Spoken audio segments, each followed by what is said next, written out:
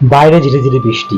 আমার যেতে হবে এখন বাজারে, আমার সাইকেলটা নিয়ে, ব্যাগটা নিয়ে। এদিকে আবার আমার সাইকেলটার হাওয়া একটু কম আছে। চলো তাহলে বেরোনো যাক। সকালবেলা আমার একবার বাজারে যেতেই হবে বাজারটা আনার জন্য। এক সেকেন্ড, তোমাদের একটা জিনিস দেখাই। এইখানে দাঁড়িয়েছি তার একটাই কারণ, দেখো আজকের ওয়েদারটা কেমন। মনে হচ্ছে প্রচন্ড জোরে আজকে সারাটা দিনই বৃষ্টি নামবে। আমি চলে এলাম বাজারে। বাজার থেকে বাজারটা নিয়ে আমি এবার সোজা চলে যাবো বাড়ির দিকে।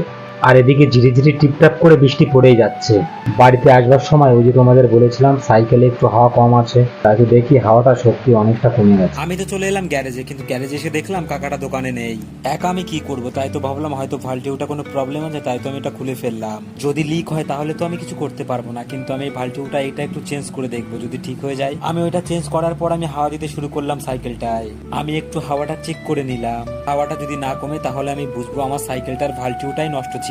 দিকে বৃষ্টিটা ঝিটে ফোঁটা পড়েই যাচ্ছে। ওকে বন্ধুরা, তাহলে আমি বাড়ি যেতে লাগি। আর তোমরা কিন্তু বৃষ্টিতে বেশ ভিজো না, ভিজলে কিন্তু ঠান্ডা লেগে যাবে। টাটা, বাই বাই, আবার অন্য একটা ভিডিও।